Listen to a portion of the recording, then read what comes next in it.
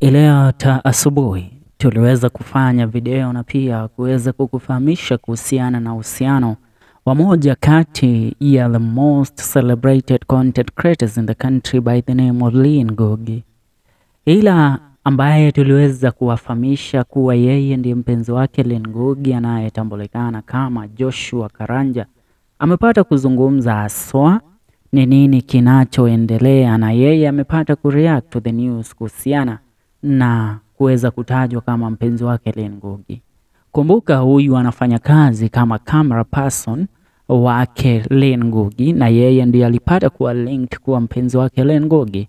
Taarifa hizi zilipata kuvuja baada ya blogger Edgar Obare kupitia ukurasa wake wa kijamii wa Instagram kuweza kuzichapisha kupitia ukurasa wake na kuweza kumtambua na kuweza kumunveil Joshua kama Lynn Ngugi's boyfriend. Now Joshua has had this to say in regards to him being linked to Lynn Ngugi as a boyfriend, na haya ndiyo amekuwa nayo Joshua kuweza kuyasema kupitia ukurasa wake wa kijamii wa Instagram. Amesema hivi Joshua, ameachia picha mbili pale akionyesha akiwa kazini, akiwa behind the lenses pale. Anasema the hustle that fills my heart. I hear nishapangiwa harusi, mnialike please, mchele lazima nibomoe. Huyu ni ujumbe kutokea kwa Joshua akiuelekeza kwa Edgar Obare baada ya yeye kuchapisha na kuweza kumtaja kama boyfriend wake Lynn Ngugi. Now a lot of comments have come in regards to the post that was made by Joshua, na haya ndio watu wamepata kuyasema. Naona It's Wamboke Rory anasema kitenge nimeshona ready. Namuona Lili Haisha akisema nishabuku hasha please, naye anamwambia na ushikilie gift register. Von Vicky Von anasema makubali yaishe, mimi niko na outfit ready. Anamwambia I have accepted the will of the people. Anashakubali ya kwamba mimi ndiye mpenzi wake Lynn, ndivyo anamaanisha.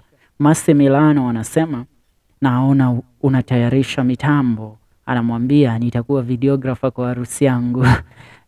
Mwingine hapa anasema mimi nitashikilia hapa kwa cameraman as you take vows. Anamwambia Joshua na reply akisema mimi ndio nashikilia kamera. Utashikilia kamera harusi yako? Melan kisha anasema mimi mnipe department ya food security. Anamwambia basi watu washibe na waache space ya Mushene extra. Lavina Brittany anasema tunasikia wewe ndio groom. Anasema I can't refuse the will of the people, ukiitwa unaitika.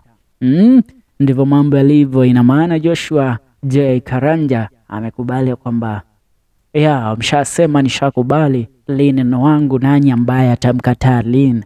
Mwanamke anajituma tena ni mrembo, Rulaini wa peponi yule. Ana heshima zake, amejitunza ya kutosha. Ndivyo mambo yalivyo, na kukumbusha hii ni FM Show KE. Usibanduke kabla ujisubscribe, maana tupo hapa kwa ajili yako. Tutakupasha, tutakujuza na tutaendelea kukita kambi hapa tukikujuza juu ya yale ambayo yanajiri katika sehemu tofauti hapa nchini Kenya. Nyayo kwa sasa, tuungane katika video zetu zijazo.